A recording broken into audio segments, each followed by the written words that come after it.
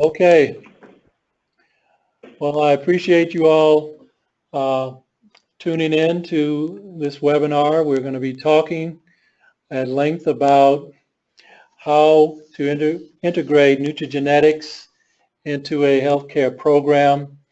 I have the pleasure of having Dr. Ruth DeBusk join me in this presentation, and she and I will try to answer all your questions regarding how to manage your patients using a genetic profile according to for weight loss, weight management. So our outline will begin with an overview. I'll present the scientific evidence to support all the SNPs that are in our nutrition panel as requested. And then we'll talk a little bit about the report, the application, and how to move forward in your program. So a little bit about us. Genovive is a CLIA licensed and approved laboratory. We provide our services only to health professionals, not to consumers. Our samples, as we collect them, are analyzed, but our data and our samples are not sold and not saved or shared with any third party. All the samples are destroyed after the test has been confirmed completed. Our weight management program is designed to provide the professional with tools to help them help their patients adopt a lifestyle towards better health. So just a quick definition. The science of assessing genetic variations that inform on personal macro and micronutrient processing patterns is for an individual is nutrigenetics, and is what we do. Now, although it is possible to make determinations of disease predisposition and susceptibility, we leave that to the health professional. We will not interpret the results to determine if a patient has a disease or a predisposition. We have been thoroughly vetted by our FDA attorneys, and this is the best course of action to remain in business. So just a little molecular biology of nutrigenetics.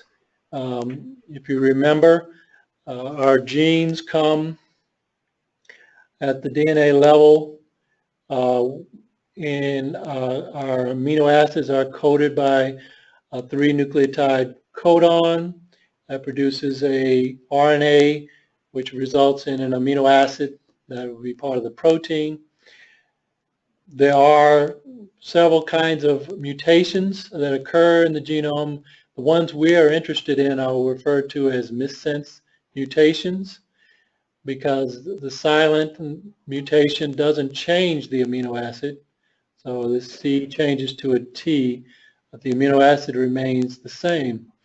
Nonsense mutations actually result in a truncated protein where the protein is cut short of its full length. But a missense can be a conservative or a non-conservative mutation, meaning that a change from a T to a C in this case will change the amino acid from its original lysine to an arginine.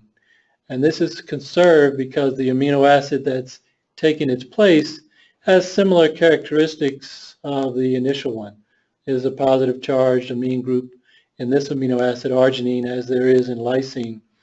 However, a non-conserved missense mutation results in a change in the amino acid and also the characteristics. So this is a polar, threonine is a polar amino acid. It takes the place of a polar amine group of the lysine, but it's not charged. And as a result, that will change the structure of that protein and ultimately change the function of that protein. And it's this change in function that will result in the change in the overall downstream impact that protein has in its function. So early on, well, the last couple of years ago, we looked at the literature and found that the American Heart Association, College of Cardiology, and Obesity Society developed guidelines for managing weight in adults. And what we found is that the recommendations that they made really supported indirectly the Genovive program, in which we provide a reduced calorie, a personalized macronutrient profile, as well as meaningful health and healthy weight loss trajectory. Their recommendations or their guidelines suggested that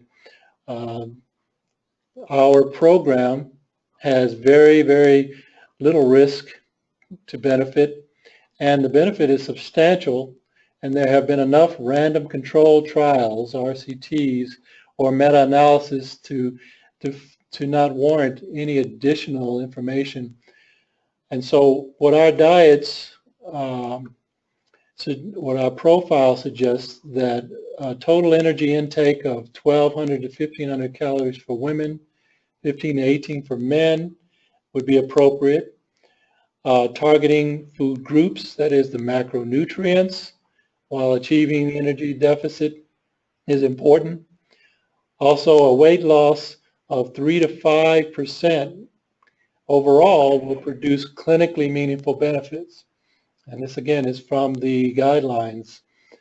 So 3 to 5% is about 1 to 3 pounds per week. We're talking about weight loss maximum at 6 months, with smaller losses over a 2-year period.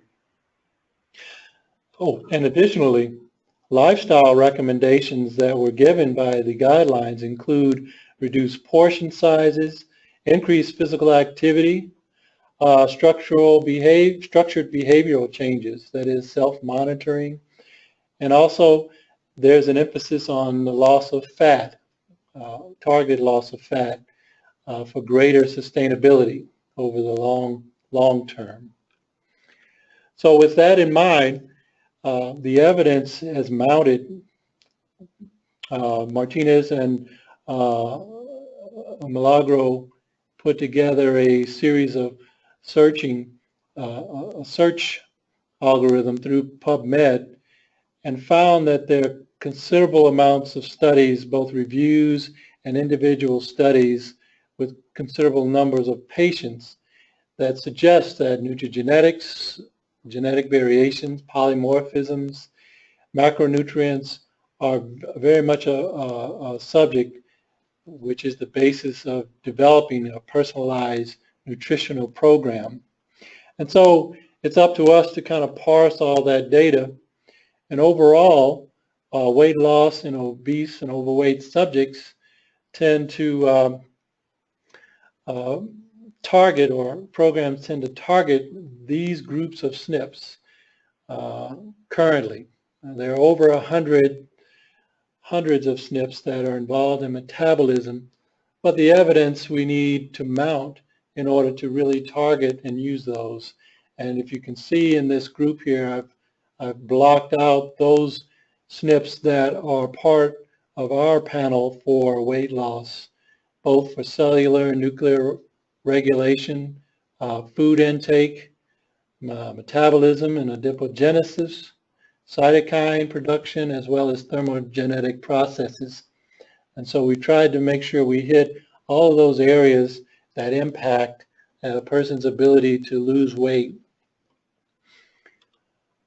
So what I will do now is begin to look at the individual SNPs. There's considerable amounts of data on the SNPs that we are using. And so in the interest of time, I'm going to point out 1 or 2 studies and some of the evidence that supports us using the particular SNPs that are in our panel, that are in your report. Okay. The ADRB2, this is the beta-2 uh, receptor, adrenergic receptor, which is involved in energy balance.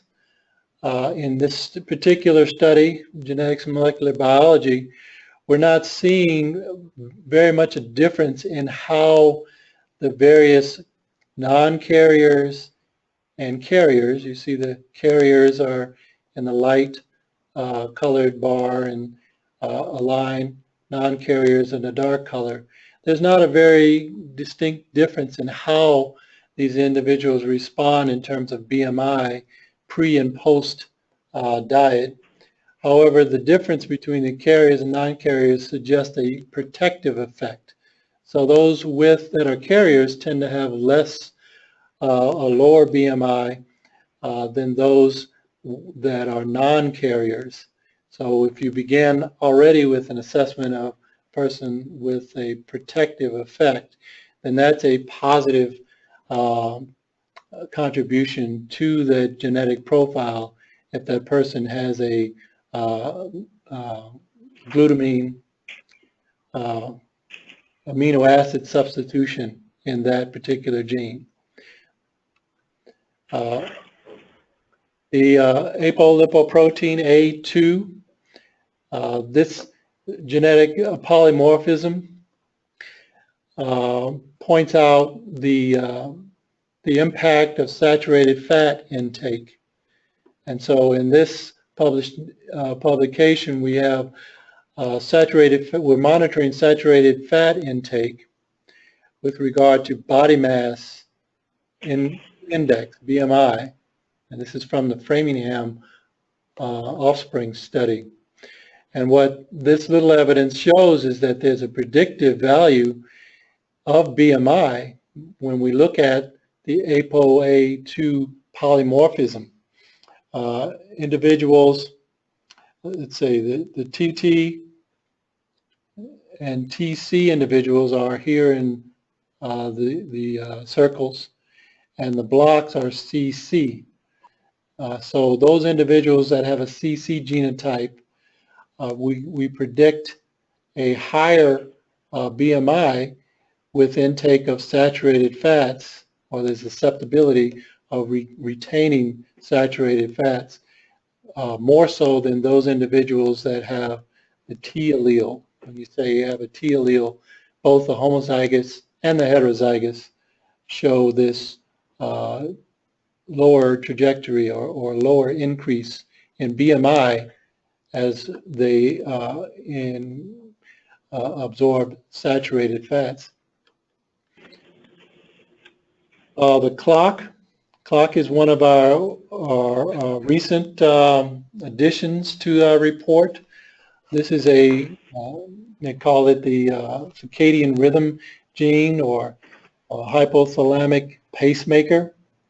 It functions in the suprachiasmatic nuclei, and it calibrates precisely to 24 hours by alternating light and darkness, as well as meal times. And so in looking at control of certain cellular physiology, that is locomotive activity here, core body temperature, cortisol levels, melatonin, other circadian signal pathways, the clock gene is also involved in the sympathetic, parasympathetic system, the release of cytokines. And so the G carriers tend to have a higher BMI and have difficulty in losing weight on low-calorie diets because the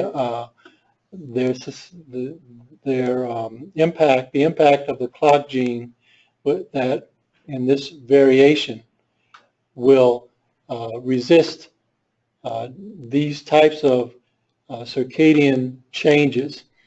And you may have heard it described as being a daytime or a nighttime person versus a daytime person versus a nighttime person. And it is the accumulation of these effects that we're looking at when we look at the variation in the clock gene. Catechol-O-methyltransferase is important in deactivating dopamine and converting dopamine to methoxytramine and homovalenic acid. And the degradation of catecholamines is important because if COMT is not effectively metabolizing, as is in the case of the COMT with the G polymorphism, then the epinephrine dopamine builds up and then potentially leads to aggression, anxiety, worry, or the worrier strategy in the colloquialism when methionine is in the position 158 of the COMT enzyme.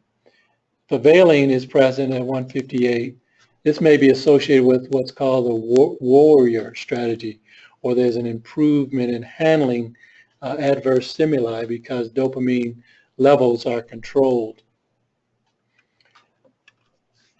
DRD2, the dopamine receptor, it binds the neurotransmitter dopamine, and it helps to control the brain's reward and pleasure centers. And so dopamine, the DRD2 is not only monitored in terms of eating, but also it's a system extensively studied in other behaviors like alcoholism and drug addiction. And so in the absence of eating in the absence of hunger results from the fact that there's an unusually strong and maladaptive desire to self-soothe with food when the DRD or the dopamine receptor activity is not efficient.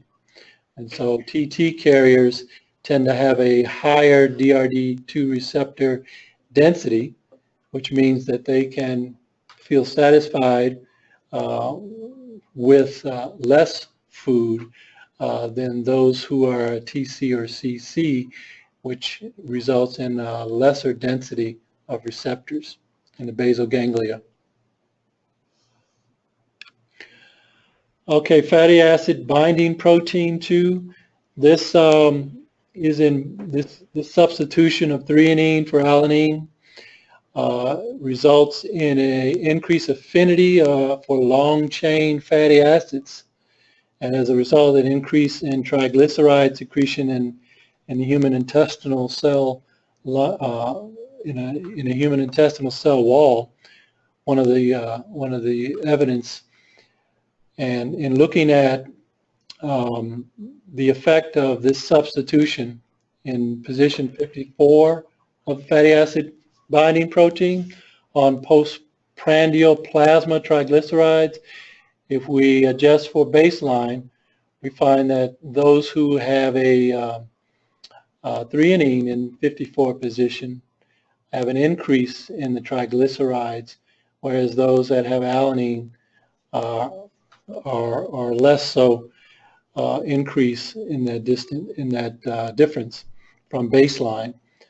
And so here's a couple of studies that talk about fatty acid binding protein. So we look favorably on an individual with an alanine substitution in that position, and the risk allele would be the substitution that produces a threonine in the fatty acid binding protein. Now it's good. I think it's important for me to reiterate that I don't want you to feel like each of these genetic variations has to be, I want you to be prepared to answer any questions regarding them, but our algorithm, our assessment of whether a patient, what type of diet a patient or what type of macronutrient profile a patient should be on is determined by the aggregate of all of these SNPs on the panel, not by any one.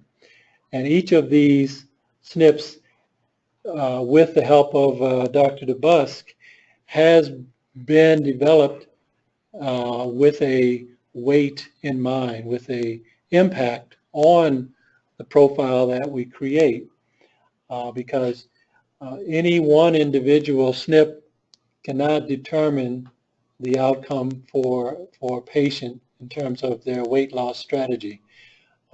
We need the combined impact of all of these.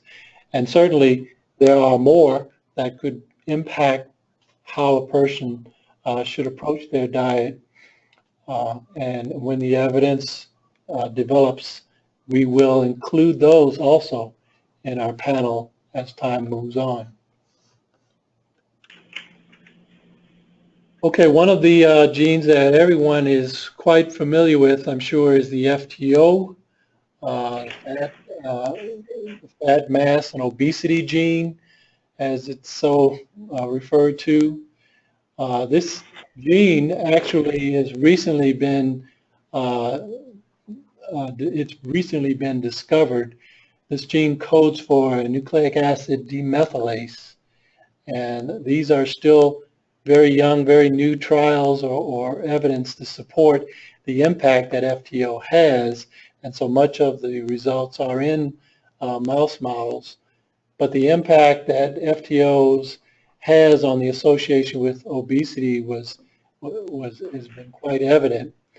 But the mechanism that one believes is that FTO results in the creation of what's called a short RUNX1 gene, which is involved in the activation of cellular growth, and particularly in adipocyte cellular growth or adipogenesis. So this adipogenesis results in an increase in the number of cells, fatty fibroblasts, pre-adipocyte cells, much like the induction done by dexamethasone and insulin, or the expression of adipocyte genes by PLIN1 and fatty acid binding protein 4. And so FTO participating in that increase in the number of fat cells, which is actually evident in young mice. However, as they get older, those fat cells get larger. And so this is, we look at FTO because it's a very well researched, well understood in its association with obesity. And this is our one of the current mechanisms that is being considered. We haven't yet to see the evidence in actual humans, the mechanism, but that research is continuing. Carol, what's the purple gene there with the FTO? Say that again, please. What's the beneficial pattern? The FTO, if you have a C allele, I believe it's a C allele, so you can be a CC or a CT, then you're not at risk. But if you're a TT, I believe that's the genotype. I have to look and see for the risk allele.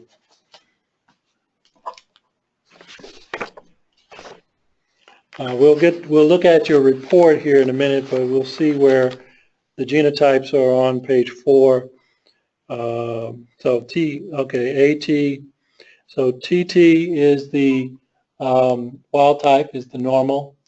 AA is the risk allele. So an AA or an AT would mean that you would have an increased risk or susceptibility to obesity. AA or AT. TT is your normal risk of obesity. And of course, we know all of these things are impacted by environment. All right, the glucose-dependent anisotropic polypeptide, or GIPR as we refer to it, is a receptor that's regulated by the anisotropic polypeptide, and it's important in release after a high-fat diet, glucose after a high-fat diet. Associated studies identify a variant form. As a result, this variant determines whether there's an increase in susceptibility to an increase in BMI and higher glucose levels. And so an individual that has a TT genotype would benefit from a low-fat diet because they tend to lose more weight than somebody with a CT or a CC.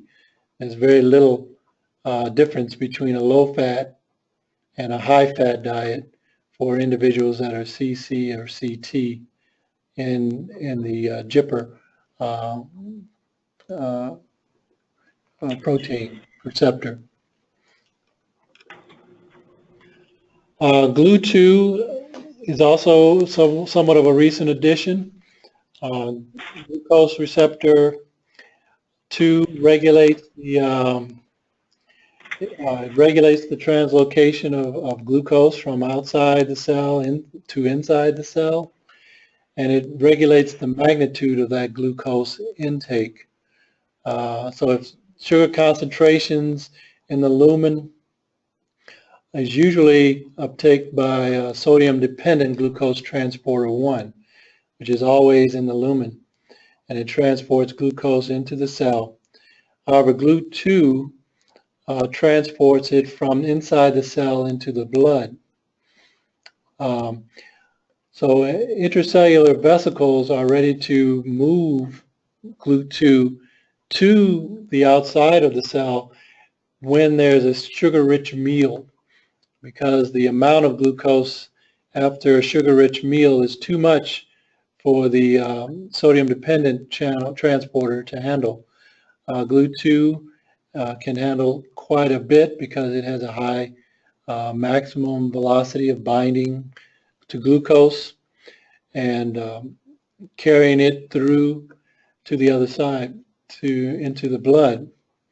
So it responds in response to insulin. This glucose receptor is then internalized, returns inside the cell. And so if there is an insulin issue, a problem, remains on the surface and more glucose then is absorbed through the lumen into circulation, increasing the magnitude of postprandial hypoglycemia, obviously in diabetic conditions. So we want to be able to regulate that. Also, looking at the SNP involved, let's see, it's a T2C. Those who have a C variant tends to reduce the efficiency of the glucose receptor. And so if you change the efficiency of the transport of glucose or its response to insulin, so that it will leave the surface, then you have a tendency to increase the amount of sugar that's transported into the blood.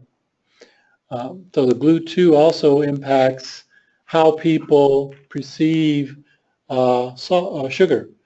The super tasters, in a way, there's another gene for bitter, but super tasters tend to be sugar sensitive because they do have an overexpression of GLU2 on the surface. Would you say that that might be a predictor of insulin resistance? You could say that. Yes, if you do have an imbalance in your GLU2 receptor, you would have a tendency to increase the amount of glucose in circulation and the consequences of that. Thank you. All right. A very, very complex involvement of cytokines we all know are important in metabolism, and cytokines' role is in inflammation.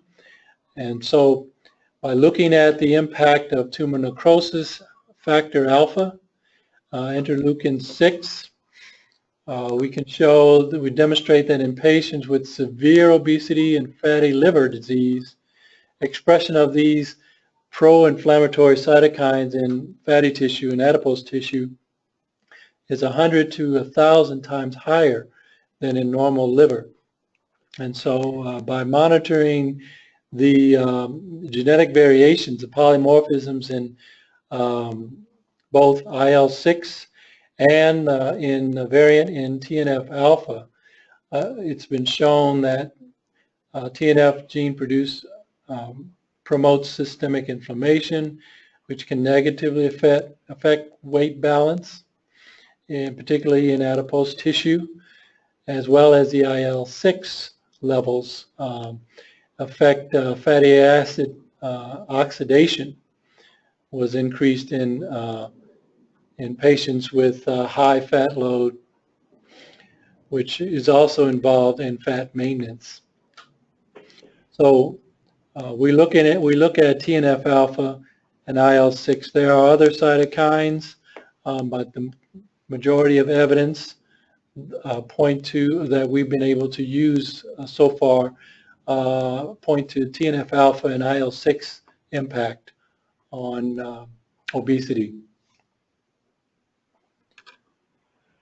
Okay, one of our most prominent evidence that we tend to display, you may have seen one of our displays at a meeting, talks about the clinical trial done by Lucci and his partners at the Harvard School of Public Health in the Preventing Overweight Using Novel Dietary Strategies trial, or what's called the Pounds Lost trial.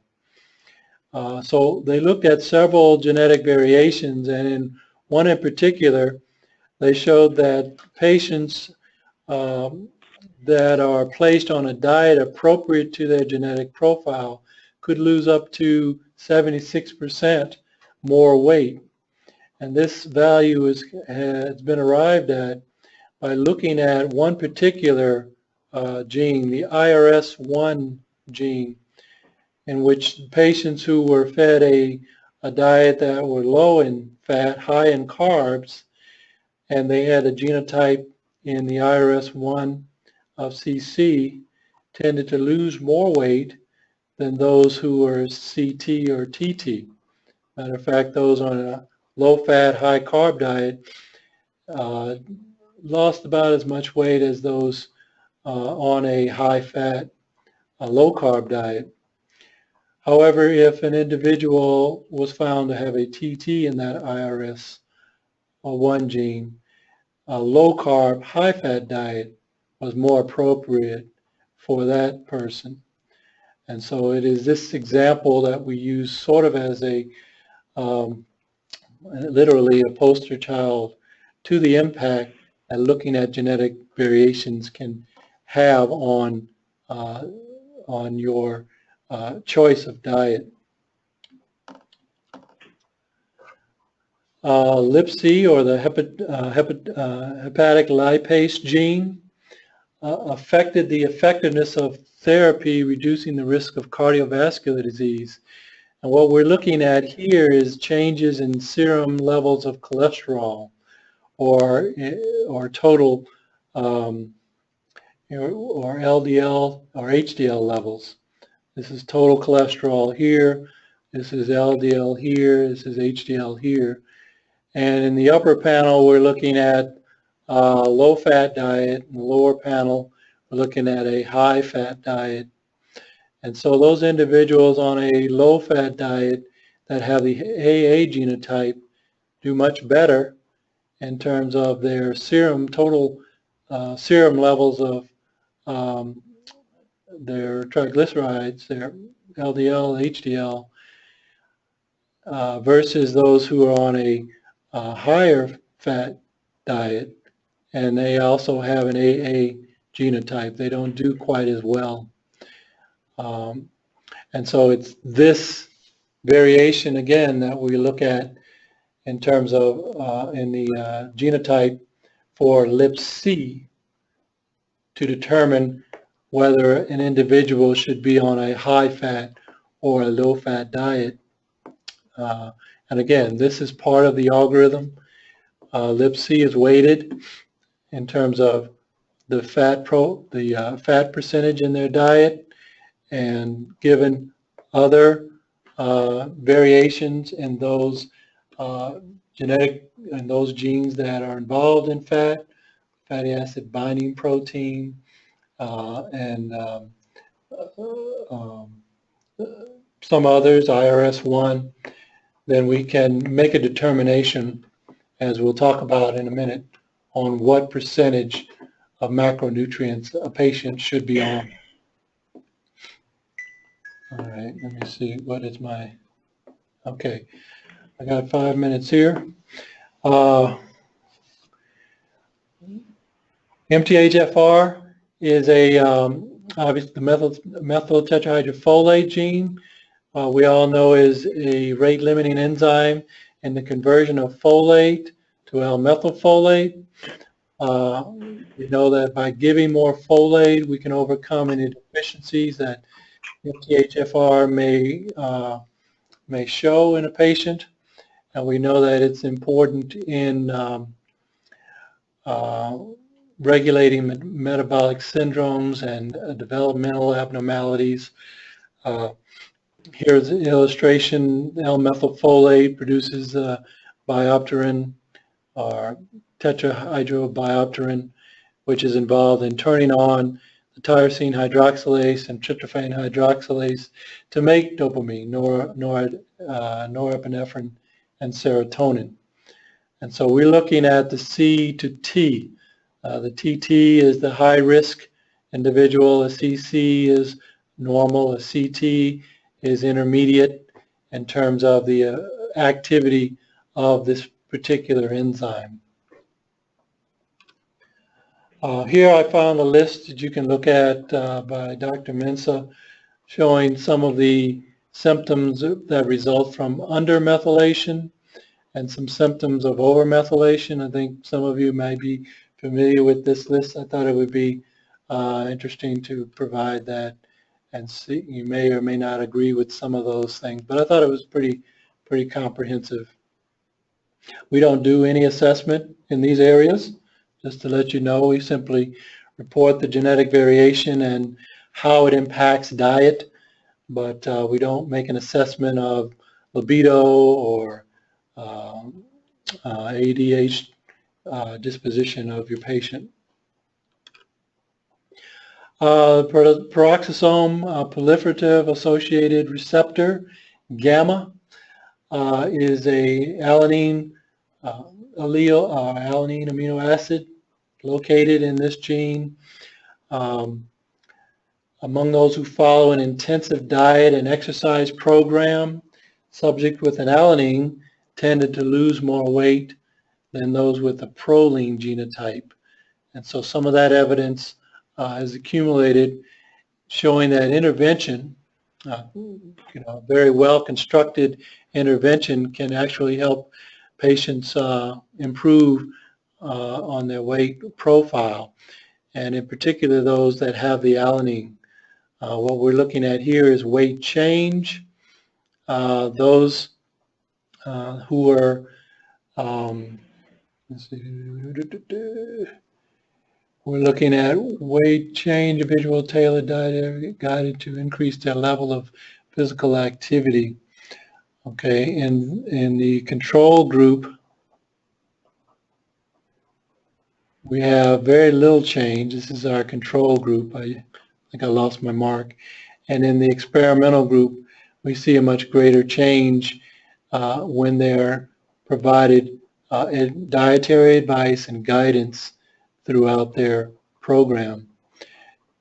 Also, what was the intervention group did not present with any incidence of type 2 diabetes.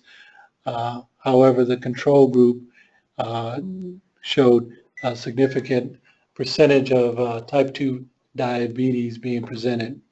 So here again is an association of those with the particular variation and those without. So the risk is proline. I'm sorry, the risk is proline. The non-risk group is alanine. One of the genes in our behavioral panel is our we call it a TASTAR 38, and this one copy of the C allele is associated with bitter tasting ability, and so if somebody has this particular C allele in the taster gene. Taster is a receptor that's on the gustatory cells of the tongue and the mouth. But this one particular allele, in addition to, which is usually a haplotype, it's associated with two other alleles, will produce an individual that has a sensitivity to bitter taste. And as a consequence, they are also called super tasters. They also have a heightened perception of sweet, as well as a perception of bitter tasting. Those without the C allele, they have a T allele, are really considered non-tasters. So the bitter foods don't have a great impact on them. And I think this is the last one, the TCF7, which modulates the effect of dietary fat intake. And so we're looking here at weight change, and we see, TCF7 polymorphism is associated with lower plasma glucose levels in circulation and reduced postprandial glucose increases. And so an individual that is a TT, their change in weight is much greater than those who have the G allele. So a TT, your change in weight is greater, your change in BMI is greater, the change in body fat is greater, and total fat is greater with the TT allele. So that's the good allele. The risk allele is GG on a high dietary fat program. So an individual with the TT allele, you would not be concerned about being on a high fat diet. So the black bars indicate 20% fat. The gray bars are 40% fat. So the 20% fat are a lower fat diet, and they tend to lose more weight than those who are on the higher fat diet. Dr. Carroll? Yes. In this report, it doesn't seem to mention the T allele. It's A and G in our report, and yet that study is T. A and G. Something. Well, this the allele that we are looking at is possibly, I'll have to look and see, is possibly linked to this study, this particular allele. And sometimes also when we translate the results, our assay may look at either the sense strand or the antisense strand. And so if we're looking at the antisense strand, this would be a C and T as opposed to GT. It would be a CA, I'm sorry. CA if we're looking at the antisense. If we look at the sense strand, it's a GT. Okay, thank you. Okay, so yeah, so if we, so if this rarely happens, I think in this case with TCF7, and it might be one other case where we're looking at the antisense strand, and some of the research is looking at a different strand, and we had to make sure we're matching up. All right. Let me, if Ruth, if you would like to interject anything in here, I'd appreciate it. I've been talking for an hour, but I had to get through that. That was one of the things I think everyone who wanted to see. And if you all have questions regarding those SNPs that are in your panel, you certainly are welcome to jot down anything and I can answer them at any time, okay? Did you want a short break before you looked at the report? I can. No, Yes. we're good. Everybody? Oh, I'm sorry. I didn't mean to break, like physically leave, but Dr. Carroll, did you want Oh, I'm break good. it? Okay. Carry on. Okay, so everybody's good. We're going to go on to the we wanted to find some evidence on of our own algorithm and how it was impacting weight loss in a controlled way. And many of these types of studies are very difficult to put together. But we made an effort back in August, October of 2015 with a group here on the North Shore of New Orleans. And what we did was we asked a company if they would be willing to participate, and all the participants in this study come from this one health benefits company, and they were looking at possibly considering a what do you call it, a program for their self-insured for their employees. And so we got 69 volunteers from the company, and when we broke down the initial characteristics, we found that our participants were very similar in terms of characteristics as those found in a study that was conducted in 2005. It was a random trial by Danziger looking at the impact of the Atkins Zone, Weight Watchers, and Ornish diet. They did a much more extensive collection, but pretty much ended up with the same number, 160 individuals into 4 diets, pretty much the same number of individuals as we had total in ours. We had a total of 37 to complete our program. And you can see theirs, they had 40 to start with each one of them. And apparently all 40 completed the program. But we did start with 69. The age, BMI, weight, our gender were a little off. We were fewer men in our study. Waist circumference very similar.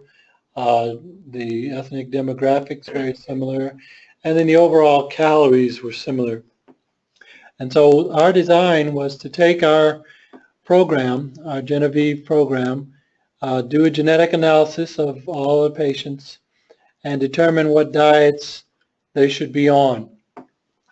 And we provided our experimental or treated group with a diet that is appropriate according to their genetic profile. We looked at all of the same gene variations that are in your report. We applied our algorithm, and then we provided them with the food that was matching their profile, which we'll talk about in a minute. The control group, which we had a few complete, we actually provided them with the same food as our treated group. However, the food did not match the genetic profile we determined for that individual. And this was a blind study, so no one knew whether they were on their matched diet or on their unmatched diet. And so in looking and monitoring these patients over a 12-week period, we followed their average weight change. which we were pretty impressed with. Everyone was losing weight, including our controls, because again, they're on a reduced calorie. We did not monitor whether they ate or not, and so we had to take them for their word. And so we watched them over that 12 weeks, and we would go in every 2 weeks and do a weigh-in. We also measured waist circumference over that same period of time and looked at a change in waist circumference, average waist circumference. And here we're looking at reduction. So in the first case, this is the change in weight in pounds. So this is the number of pounds lost. And in this case, we're looking at the number of inches reduced. So in our weight reduction, we subtracted the weight reduced by the those who are on a genetically matched diet from those who are on a non-genetically matched diet, and found that overall there was about a 26% reduction in weight by those greater by those on a genetically matched diet than those who were not. And so over that 12-week period, there was great difference in the amount of weight lost initially, and then it began to trail off. And the total number of pounds was small, but we're looking at from week to week to week how many pounds were lost from week to week. But overall, 26%, which we had really nothing to compare it to, but we'll show sort of a comparison to the Danziger study here at the end of this. Again, we looked at waist circumference in inches, and we saw again a percent waist circumference reduction over the non-genetically matched diets, and there's considerable amount of reduction in the initial 4 to 6 weeks, 2 to 6 weeks, and then trailed off. And so overall, again, in that 12-week, we saw about 31% reduction over that 12-week period of time.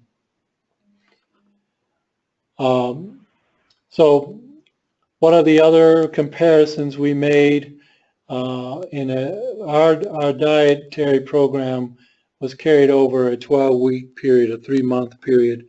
However, the Danziger study was over a 12-week or 1 year period of time. So if we looked at the 3-month mark, here the Danziger study was looking at adherence.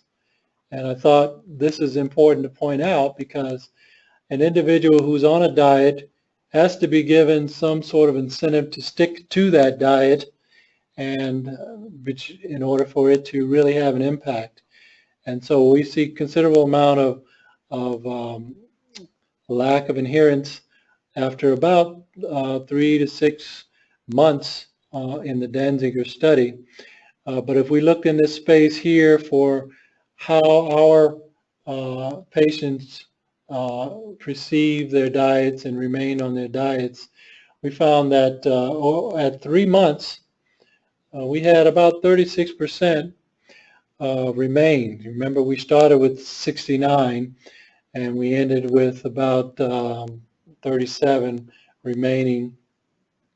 The other programs, the Danziger program, we were able to suss out about a 21% retention during that same 3-month time period.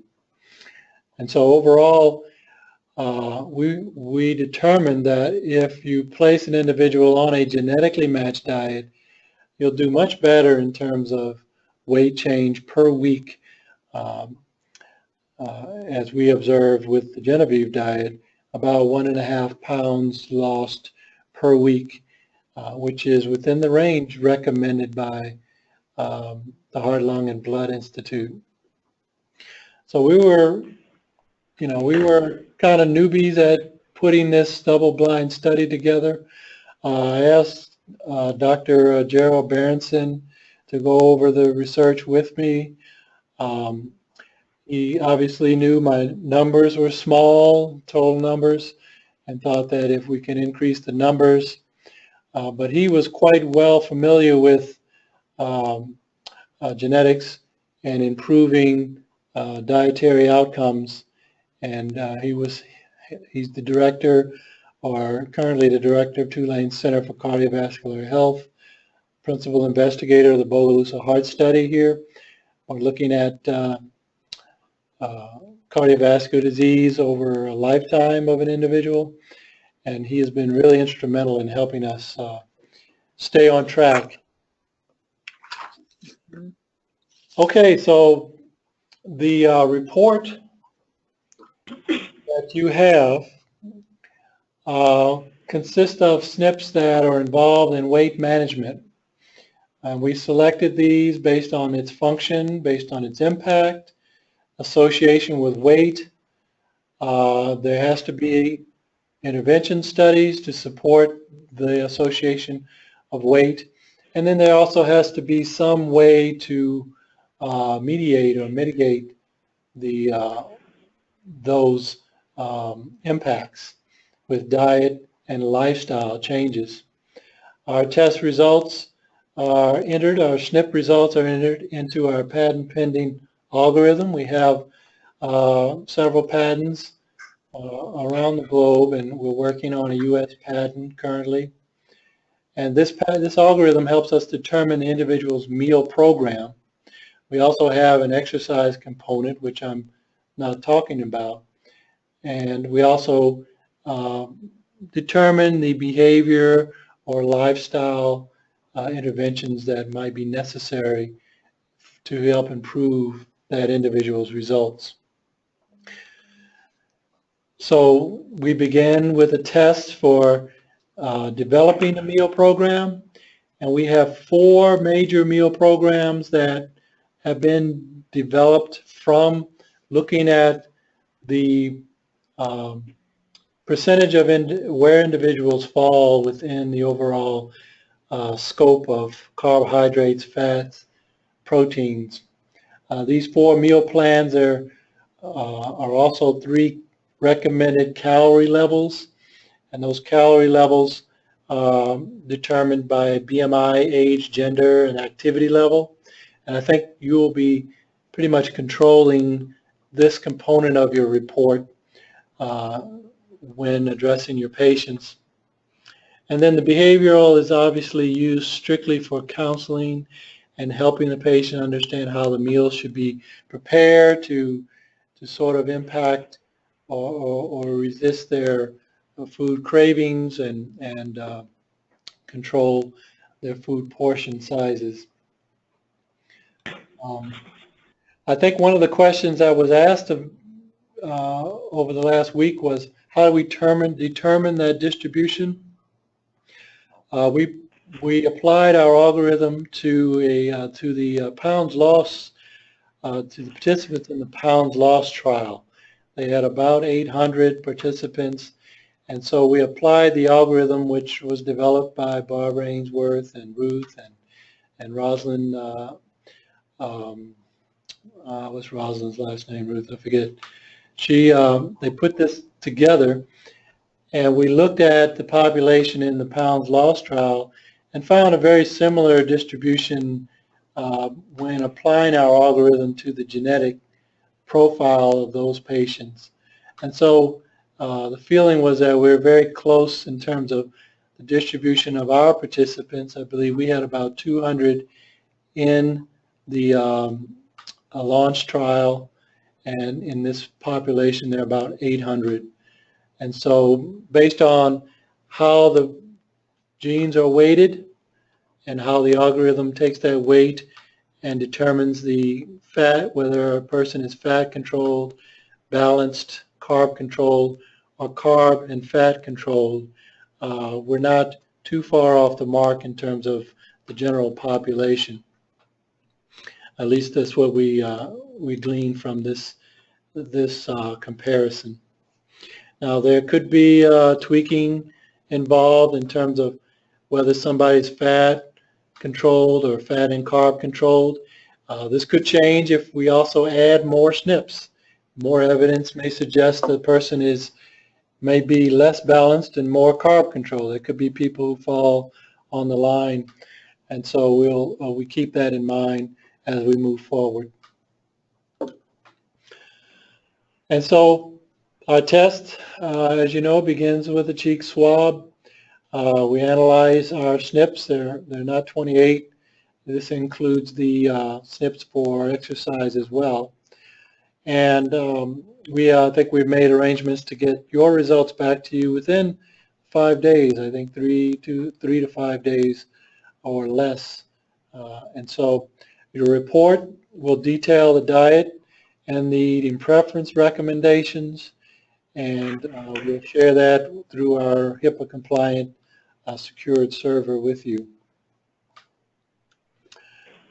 And so in conclusion, we would continue to watch and see where genomics in weight management is falling, and if you're following the literature, the news reports on precision medicine and personalized medicine, you also know that the NIH working group reported last year that in elucidating the molecular basis of variability in weight change, it has the potential to improve treatment outcomes and inform on innovative approaches that can simultaneously take into account information from genomic and other sources in devising individual treatment plans.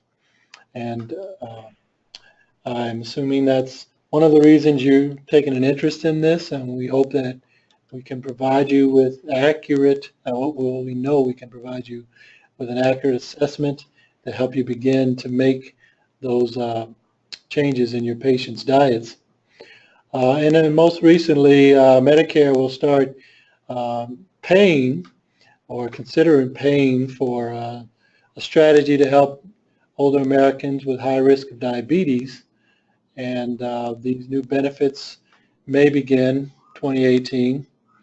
The Affordable Care funded a research project that showed the impact that a strategy to avert diabetes and to prevent, in the first disease prevention experiment, to involve life coaching, to improve diet and activity, to help change the behavior and also to prevent the onset of type 2 diabetes. And hopefully that will come about in the near future. All right, so that's all I have for now. I'll stop recording.